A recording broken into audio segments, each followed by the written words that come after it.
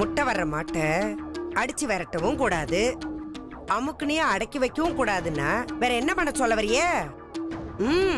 சொல்லுத்தா.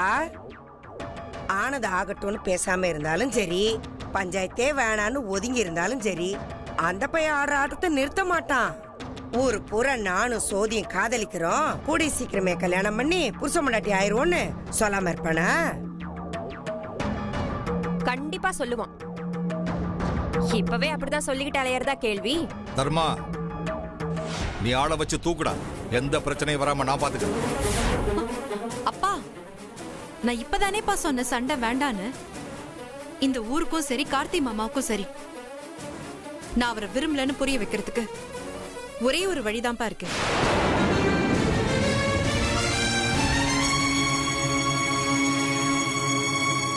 உடனே நான் யாரையாவது கல்யாணம் பண்ணிக்கிறது மட்டும்தான்.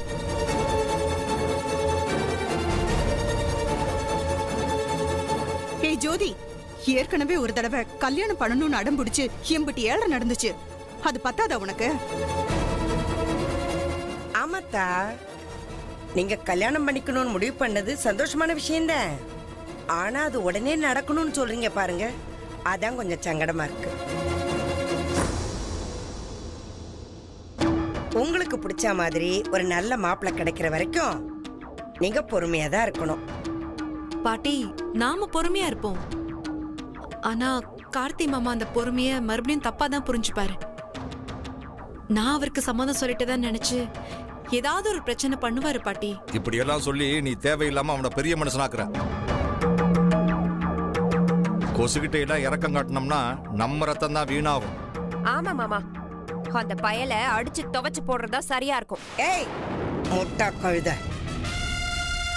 பொம்பளை புள்ள வாழ்க்கைங்கிறது உள்ளங்கையில இருக்கிற கண்ணாடி பாத்திரம் மாதிரி. அதை போட்டு உடைச்சிடக்கூடாது. நீ கொஞ்சம் பேசாம இரு. சரித்தா, நீங்க சொல்ற மாதிரி மாப்பிள்ளை பாக்குறோன்னு வைங்க. அவன் நல்லவனா கெட்டவனா, என்ன மாதிரி குணாதிசயம் இருக்கு, இதெல்லாம் விசாரிக்கணும்ல. நம்ம நல்லவங்களா இருக்கிற வரைக்கும் நம்ம முன்னாடி நிக்கிற எல்லாருமே நல்லவங்க தான் பாட்டி. பார்வைக்கு நல்லவனா தெரியறவன் பழக்கத்துல கெட்டவனா இருப்பான். அதனாலதான்ப்பா சொல்றேன், உங்களுக்கு பழக்கமான ஒரு குடும்பத்துல ரொம்ப நல்லா தெரிஞ்ச நம்பிக்கையான ஒருத்தரை நீங்களே பாருங்க. நான் அவரை கல்யாணம் பண்ணிக்கிறேன்.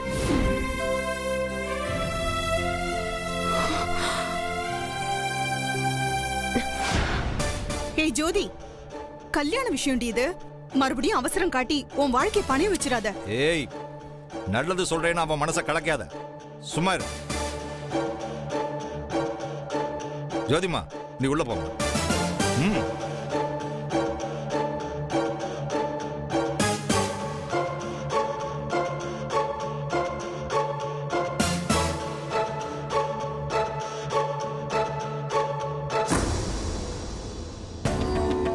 அவன்தான் தப்பு தப்பா தண்டாரா போட்டு ஜோதியை பத்தி ஊரெல்லாம் சொல்லிட்டு திரியிறானு.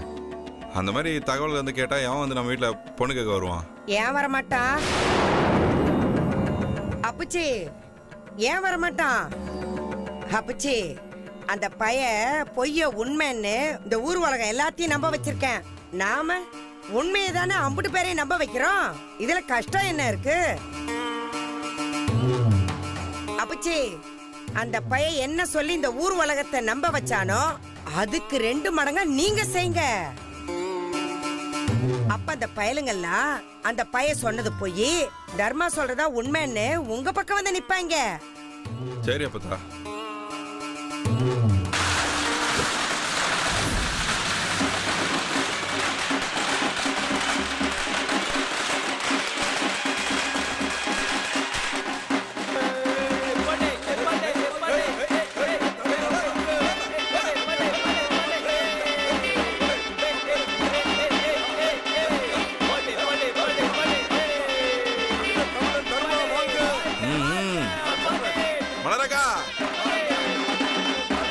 என் தங்கச்சிக்கு ஃபாரின்ல இருந்து மாப்பிள்ளை பார்க்க போறேன்.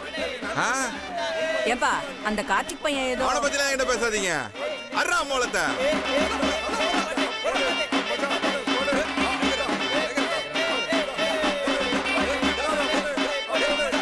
சேலை எப்படிங்க வரேன். சந்தோஷம்ப்பா.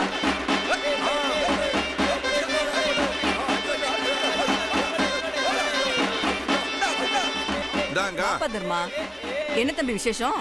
என் தங்கச்சி ஜோதி கல்யாணத்துக்கு ஒத்துக்கிட்டா. மாப்பிள்ளை பார்க்க போறேன். அதுக்கு தான் இந்த புடவை எல்லாம். என்ன தம்பி சொல்ற? நேத்து நம்ம நடராஜ மாமன் கார்த்தி வந்து உன் தங்கச்சி அவனும் லவ் பண்றாங்கன்னு நாங்க 2 பேரும் கல்யாணம் பண்ணிக்க போறோம்னு புடவை கொடுத்துட்டு போச்சு. ஆமா தம்பி, நேத்து புடவை எடுத்துட்டு வந்து கொடுத்தாப்ல. கொடுப்பான். அதெல்லாம் போய் என்னப்பா? அவங்க அப்பா எங்க வீட்டு பொண்ணை 20 வருஷத்துக்கு முன்னாடி ஏமாத்தி கூப்பிட்டு வந்து எங்க குடும்பத்தை அசிங்கப்படுத்தினால அதே புத்தி தான் அவன் பையனுக்கும் இருக்கும். நான் விட்டுருவேனா? உண்மையை முதல்ல தெரிஞ்சுக்குங்க. என் தங்கச்சி மாப்பிள்ளை பார்க்க சொல்லி தான் இந்த ஏற்பாடு எல்லாமே. அவனை மாதிரி தருதலைங்களா என் தங்கச்சி கல்யாணம் பண்ணிக்கவும் மாட்டா, நானும் பண்ணி வைக்க மாட்டேன். என் தங்கச்சிக்கு ஜம்முன்னு மாப்பிள்ளை பார்ப்பேன். டேய் ரொம்ப சந்தோஷம்பா. வாங்கடா.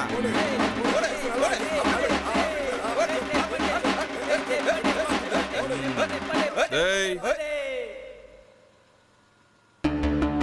தர்மா தம்பி, ஊருக்குள்ள எல்லாத்துக்கும் புடவை எல்லாம் கொடுத்துக்கிட்டு இருக்க, எங்களுக்கு எதுவும் இல்லையா? நேத்து கார்த்தி தம்பி 20 ரூபா டோக்கன் உங்ககிட்ட குத்தான் அதானே? ஆமா ஆமா. இந்த 50 ரூபா டோக்கன் வச்சு நம்ம கடையில உனக்கு தேவையானது வாங்கி சாப்பிடு. ஏய் சவுண்ட் ஏத்துங்கடா, நேரா அவன் வீட்டுக்கு விடுவோம்.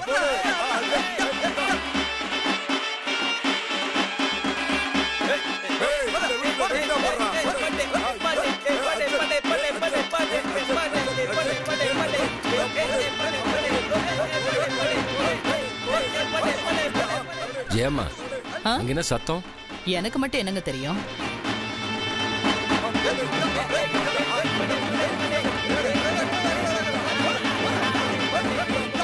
நிறுத்துங்கடா.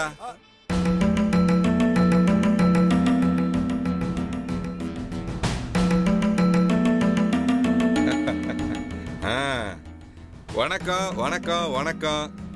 என்னடா எலெக்ஷன் நடக்க இன்னும் நாள் இருக்கு, அதுக்குள்ள ஓட்டு கேட்க வந்துட்டானேன்னு பாக்குறீங்களா?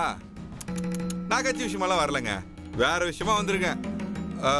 வீட்டுல மொத்தம் பொம்பளைங்க எத்தனை பேர் இருக்கீங்க? இங்க 2 பேரு, மீதி? என்னப்பா பிரச்சனை பண்ணணும்னு வந்திருக்கியா? நீங்க வேற பிரச்சனை பண்றவன் இப்படியா தார தப்பட்டையோட எல்லாம் வருவான்? இந்த தர்மத்தோட தகராறுனாலே அது வேற லெவல்ல இருக்குங்க. உங்க புள்ளைய கேட்டு பாருங்க, சொல்லுவாரு.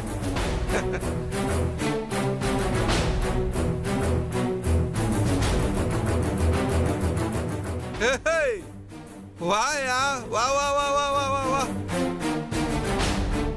எங்க வீட்டுல இல்லாம வெளில இருப்பியோன்னு நினைச்சேன். வேலை வெடிலாம் இல்ல, அப்ப வீட்டுல தான் இருப்ப. என்னடா ஆளு அம்பு சேனை எல்லாம் கூட்டிட்டு வந்திருக்க? கார்த்தி, நீ முதல்ல உள்ள. ஏன் பயப்படுறீங்க? நான் தான் சண்டைக்கே வரலன்னு அப்பவே சொல்லிட்டேனே. ஒரு சந்தோஷமான விஷயத்த சொல்லிட்டு உங்களுக்கு எல்லாம் சன்மானம் கொடுத்துட்டு போறதுக்காக வந்திருக்கேன்.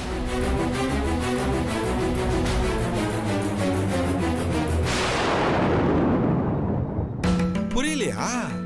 இந்த ஊர்ல எவனோ ஒரு களவாணி பையன் என் தங்கச்சியை லவ் பண்றேன்னு ஊர் பூரா சொல்லிட்டு திரியறானா. என் தங்கச்சி கிட்ட அவனை ஏதாவது செஞ்சுட்டுமான்னு கேட்டா வேண்டாண்ணே விட்டுருங்கண்ணே அப்படின்னு சொல்லிட்டு கையோட ஒரு தகவலையும் சொன்னான். தெருக்கு தெரு 2 பொறுக்கி பசங்க இப்படிதான் செய்வானுங்க. அவனுங்களுக்காகலாம் சண்டை போறதை விட்டுட்டு ஐயா அவனுங்க மூஞ்சில எல்லாம் கறி பூசுற மாதிரி எனக்கு ராச பரம்பரை மாப்பிள்ளைய பார்த்து கல்யாணம் பண்ணி வைங்கன்னு சொன்னான். அவன் ஏன் தங்கச்சி ஆச்சே, ராச பரம்பரை ரத்தம் தானே ஓடும். அதான் எங்க ராச பரம்பரை வழக்கப்படி ஊர்ல இருக்க பொம்பளைங்களுக்கு எல்லாம் புடவை கொடுத்துட்டு இருக்கேன்.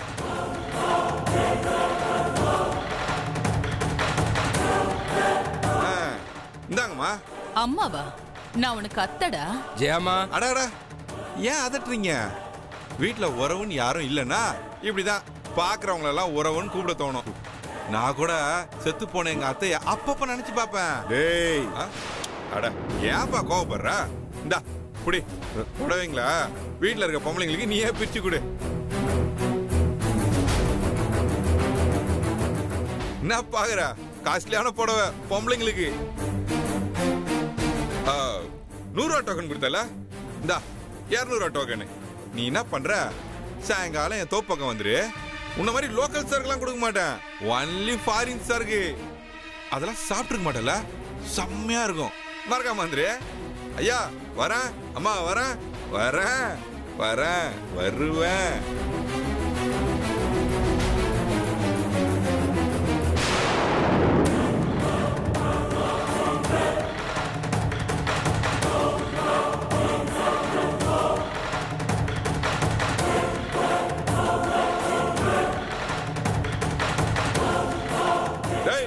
அர்ரா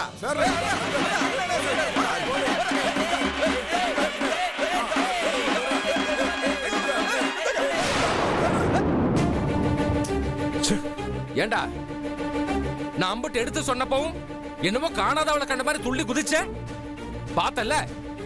அவன் அண்ணன் கிட்ட ராச பரம்பரை மாப்பிள்ளை கேட்டிருக்கலாம். அவன் சும்மா லந்த கொடுத்துட்டு போறான்ப்பா. ஜோதி அப்பெல்லாம் எதுவும் சொல்லியிருக்க மாட்டான். அவங்க வீட்டை பத்தி தான் உங்களுக்கு தெரியும்ல. இவங்க ஏதாவது பேசி பயமுறுத்தி அந்த பிள்ளைய ஒத்துக்க வச்சிருப்பாங்க. டேய், பயமுறுத்துறாங்களோ இல்ல அந்த புள்ளைய ஒத்துக்கிச்சோ, நீ அந்த புள்ளைய விட்டு விலகி வர வேண்டியதானே? அதான் உனக்கும் நல்லது, நம்ம குடும்பத்துக்கும் நல்லது. ஏங்க அவ்வளவு பிரச்சனை நடக்கிறப்போ காப்பாத்தாம வேடிக்கை பார்த்தா அவன் என்னங்க ஆம்பள?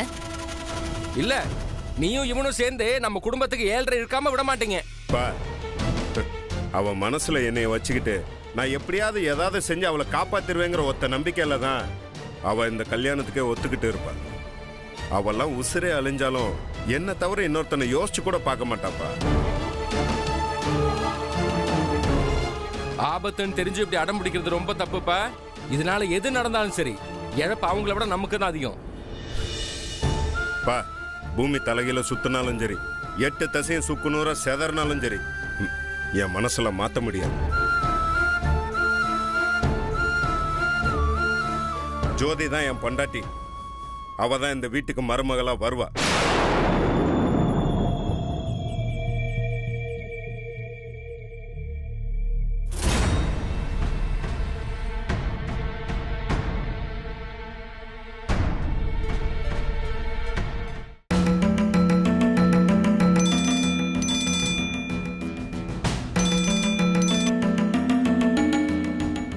சொல்லு ஜெயா. ஏய், என்ன தாண்டி நடக்குது உன் வீட்ல? என் வீடா?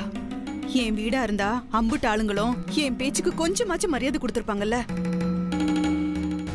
இது உன் வீடு. உன் வீட்டு ஆளுங்க யார் என்ன மதிக்கிறாங்க? ஏய், நான் தெரியாம தான் கேக்குறேன். ஜோதியும் கார்த்தியும் சேர்றதுல ஆண்டாள் அம்மாவுக்கே விருப்பம் இருந்தா கூட என் ஆத்தாக்காரி அதை கெடுத்துருவா போல இருக்கே. உன் அம்மாவும் அண்ணனும் ஜோதி வாழ்க்கைய வச்சு பரமபதம் விளையாடுறாங்கடி. அது பத்தாதுன்னு பகடக்காய இவளே தயாராகி நிக்கிறா. என் மருமவ பாவண்டி. எல்லாம் அந்த கார்த்திக் பயலால வந்தவன. பொம்பளை புள்ள மனசை விட்டு உன்னை காதலிக்கிறேன்டான்னு சொன்னா கூட இத அவன் மனசுக்குள்ளேயே வச்சிருக்கணும்ல. நேரம் காலம் பார்த்துதானே மத்தவங்க கிட்ட உண்மையை பேசணும். அதை விட்டுப்புட்டு அந்த பைத்தியக்காரன் ஊரை குட்டி டமார் அடிக்கிறான். என் மருமகனை ஏண்டி குறை சொல்ற? எம்பிட்டு நாளுதான் ஜோதி மாறுவா உங்க அம்மா மாறும்னு காத்துக்கிட்டு நிக்கும். பொறுத்து பொறுத்து பாத்துச்சு. சட்டுன்னு அவங்க அமைதியில வெடிய கொளுத்தி போட்டுருச்சு.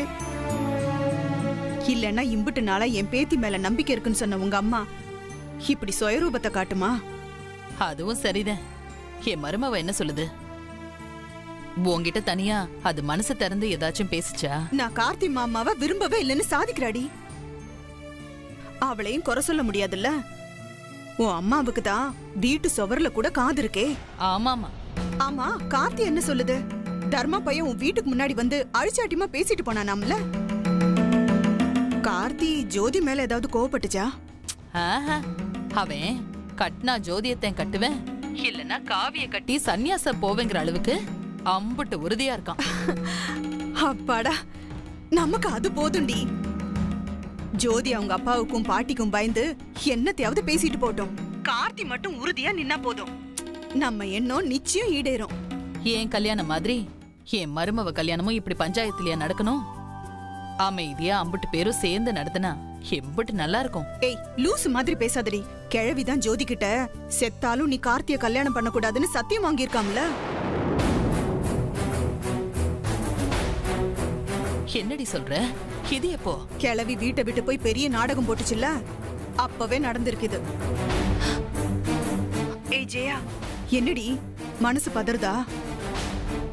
ஜோதி சத்தியத்தை மீறி எப்படி கார்த்தியை கைப்பிடிப்பான்னு யோசிக்கிறியா? ஆமாண்டி. எனக்கு அந்த கவலையே இல்ல. என் மருமகன் கார்த்தி காட்டாறு மாதிரி, யாருமே தடுக்க முடியாது. உன் அம்மா ஜோதியை கூட்டிட்டு போய் மணவரையில உட்கார வச்சாலும் சரி, தூக்கிட்டு போய் தாலியை கட்டிப்பிடும். என்னடி இப்படி சொல்ற? உன் காலத்துல உங்க அண்ணனுங்க கை ஓங்கி இருந்துச்சு, அதனால பஞ்சாயத்து பெருசாச்சு. இப்ப என் மருமகன் கை தான் ஓங்கி இருக்கு. ஒரு வில்லங்கமும் வராது. நீ பயப்படவே பயப்படாத. நீ வேணா பாரு, கார்த்தி ஜோதி கல்யாணத்தை நாச்சியாபுரமே கை தட்டி கொண்டாடும் பாரு. நீ சந்தோஷமா இருடி. என்னமோ வழக்கத்துக்கு மாறா நீ இம்புட்டு நம்பிக்கையா பேசுறத பாக்குறப்போ எனக்கும் கொஞ்சம் நம்பிக்கை வரத்தான் செய்யுது. ஆண்டாள் அம்மாதே எல்லாத்தையும் நல்லபடியா நடத்தி கொடுக்கணும். அப்படி அவ மேல பாரத்தை போட்டுட்டு நீ கொஞ்சம் அமைதியா இரு. சரி, யாராவது பாத்திர போறாங்க, நான் போன் வைக்கிறேன். சரி.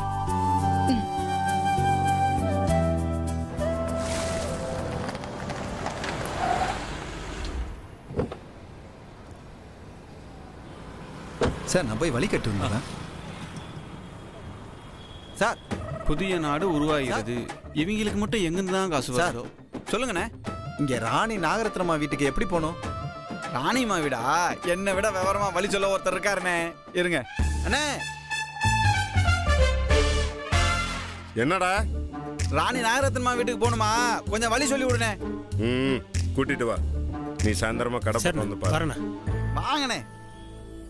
நம்ம என்னந்த என்ன ஊருக்கு புதுசா இருக்கு? எங்க வேணும்? ராணி நாகரத்னம்மா வீட்டுக்கு. ராணி அம்மா வீட்டுக்கா? நம்ம ராணிமா வீட்டு விருந்தாளினே. சித்தப்பு, ராணி அம்மா வகையற போல இருக்கு. போய் 2 டீ சொல்லு.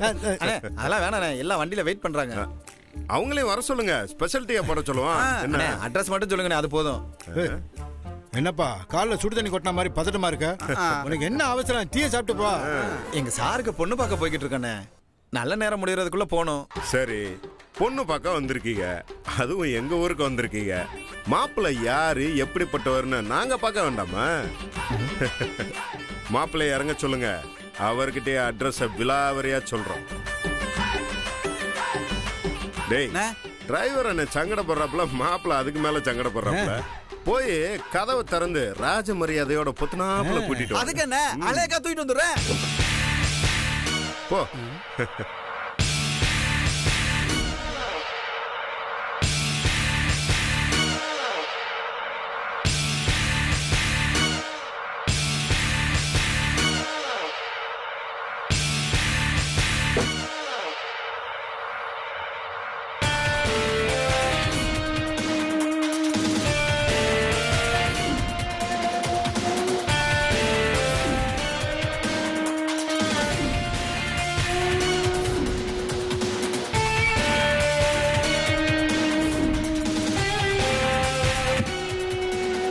தம்பி, ஏதோ பிரச்சனை வர்ற மாதிரி இருக்குப்பா, போக வேண்டாம்ப்பா. அவங்க ஊர் மாப்பிள்ளைய அவங்க பார்க்கணும்னு நினைக்கிறப்போ அதை நம்ம நிராகரிச்சா அது ரொம்ப தப்புப்பா. நான் போய் பார்த்துட்டு வந்துடுறேன்.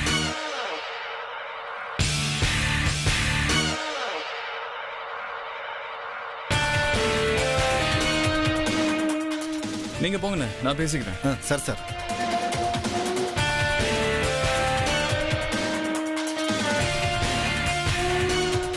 வணக்கம், நான் தான் மாப்பிள்ளை.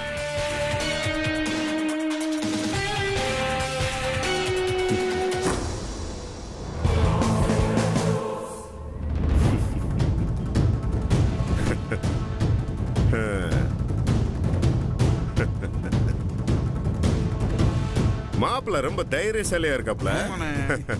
இவர் தைரியத்தை பாராட்டி சீல்தூர் சார்பா ஒரு மெடல் ஒண்ணு கொடுத்து விட்டுருமா? கண்டிப்பா கொடுக்கணும்னே. உங்க அன்புக்கு ரொம்ப நன்றி. நல்ல நேரம் போயிட்டு இருக்கு. நீங்க அட்ரஸ் சொன்னீங்கன்னா நான் உடனே கிளம்பிடுவேன். என்ன அவசரம்? டீயை சாப்பிட்டு போங்க. No thanks. இங்க பாரியா, மாப்பிள்ள படிச்ச பிள்ளையா இருக்காரியா? ஓஹோ, அப்போ பதார்த்தமா சொன்னாலே புரிஞ்சுக்குவாங்க. மாப்பிள்ள சார், என் பேரு கார்த்தி.